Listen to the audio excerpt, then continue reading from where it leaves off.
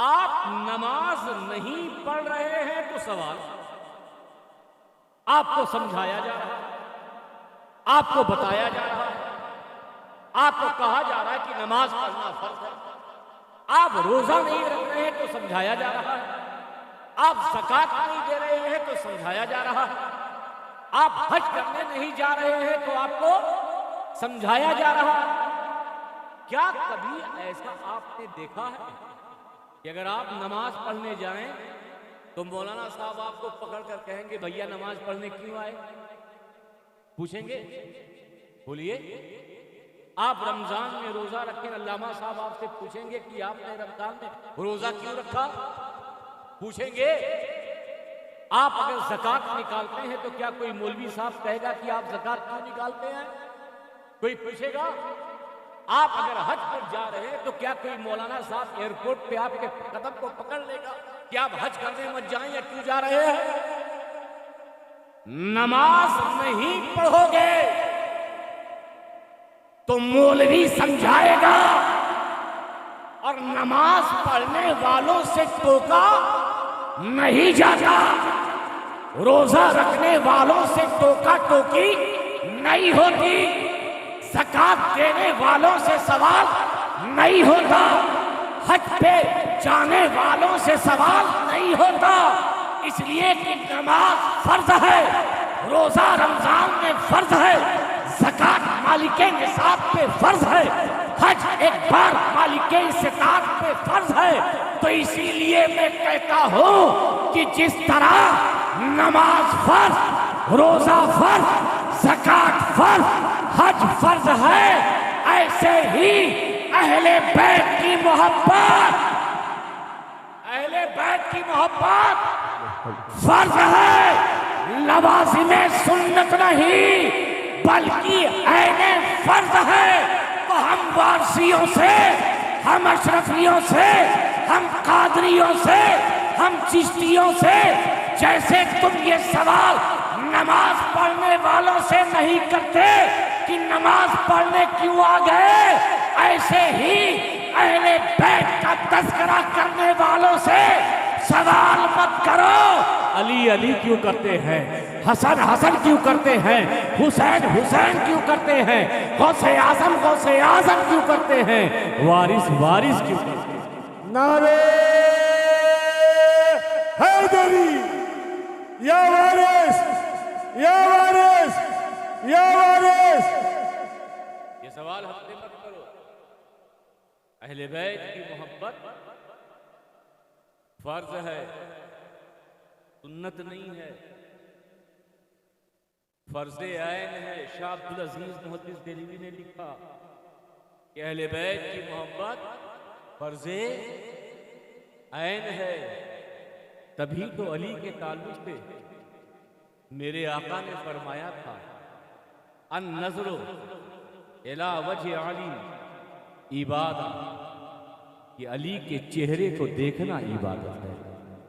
और बुलंद आवाज से, और बुलंद आवाज से, ताकि तुम्हारी आवाज देवा से होते हुए नजफ बला तक पहुंच जाए।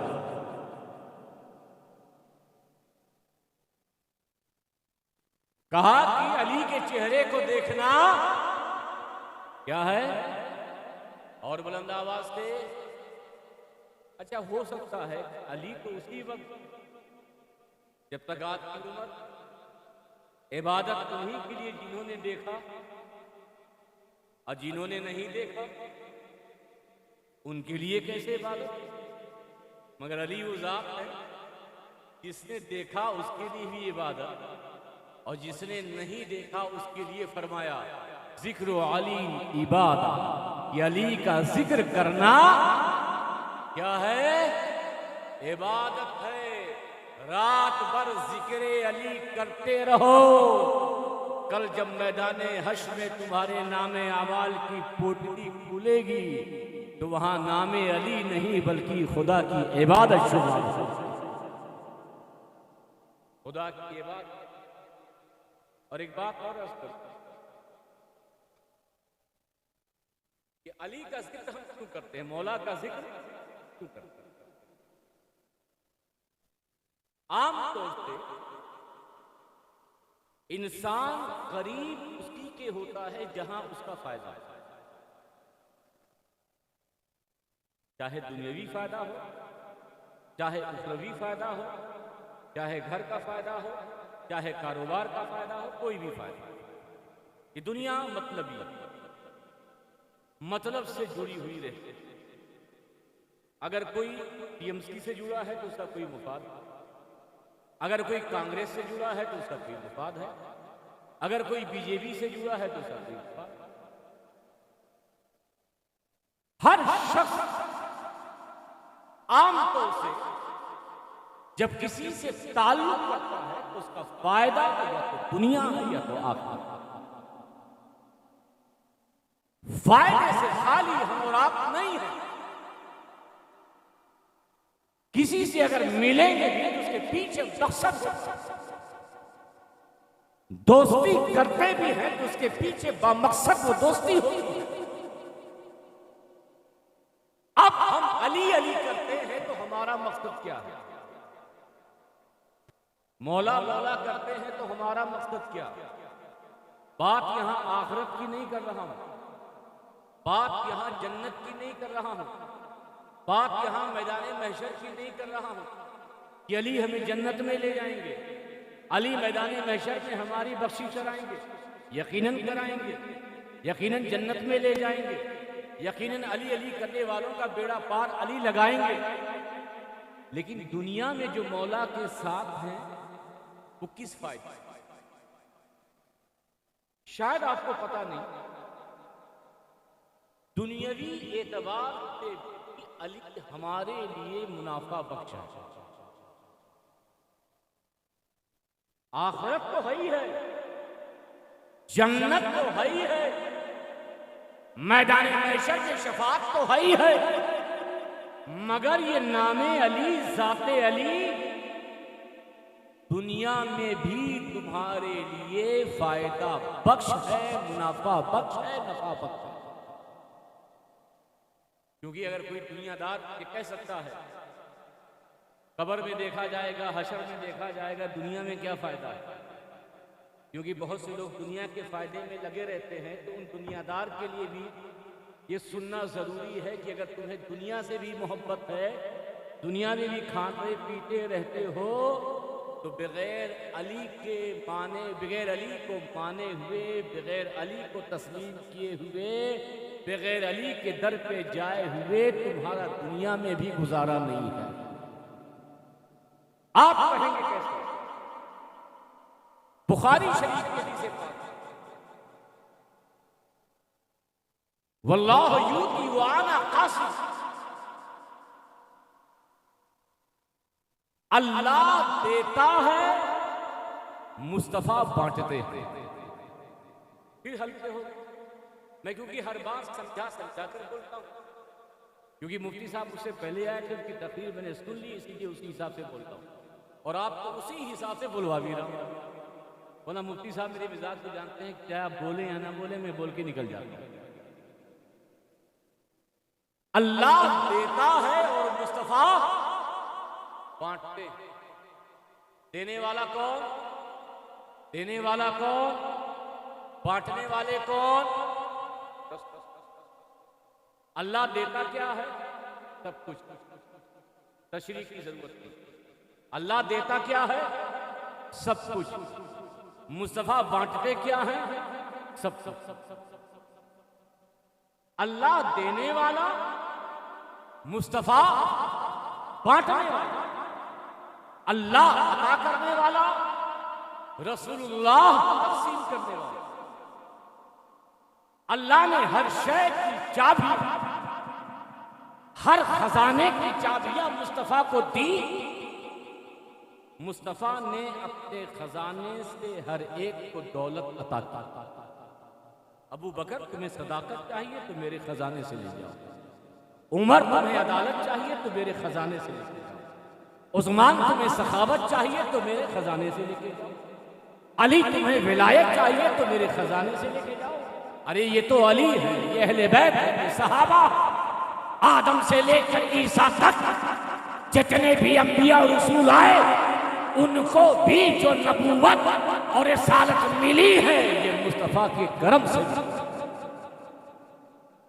अल्लाह देने वाला, रसूलुल्लाह तकसीम फरमाने वाला।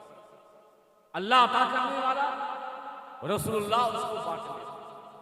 अब यहां चकीदार कभी इस शेर को ले आइए, कभी लाइएगा। आला हज़रत फरमाते इमाम अहमद फाज़िल बरीलवी इस हदीस पाक की तशरीह, अल्लाह देता है, मुस्तफा बांटता है। अब वो इस हदीस पाक की तशरीह में बयान करते हैं कि तक़सीम आसमानों पर अलग होती है और जमीन पर अलग। आसमानों पर मुस्तफा के जरिए जो तक़सीम होती है, बांटने वाले दो हैं, वज़ीर हज़रत जिब्रील, हज़रत मीकाईल। सारे फरिश्तों को जो कुछ भी मिला और सारे फरिश्तों को जो कुछ भी मिलता है या मिलेगा, अल्लाह देने वाला, मुस्तफा तक़सीम करने वाले, मुस्तफा के दो वज़ीर, एक जिब्रील एक मीकाईल, सारे फरिश्तों को जो रोज़ी मिलती है, सारे फरिश्तों को जो कुछ भी रब से मिलता है, मुस्तफा के खजाने से मिलता है, हज़रत मीकाईल बांटते हैं, हज़रत जिब्रील बांटते हैं। मैंने अहले सुन्नत के इमाम से पूछा, ये तो बात आसमानी फरिश्तों की है, जरा ये तो बताइए कि दुनिया में तक़सीम मुस्तफा जाने रहमत कैसे करते हैं, मुस्तफा ने रिज़्क़ कैसे बांटा, मुस्तफा रिज़्क़ कैसे बांटते हैं, मुस्तफा के खजाने से सदाकत हो, इमारत हो, सदाकत हो, इमारत हो, अदालत हो, सखावत हो, शजाअत हो, विलायत हो, ये कैसे बढ़ती है। तो इमाम अहले सुन्नत कहते हैं आसमानों में जो कुछ भी बढ़ता है जिब्रील मीकाईल के जरिए, और जमीन पर जो कुछ भी बांटा जाता है वो हसनैन के बाबा, फातिमा के शौहर मौला अली मुश्किल कुशा के जरिए बांटा जाता है। नारे हैदरी, नारे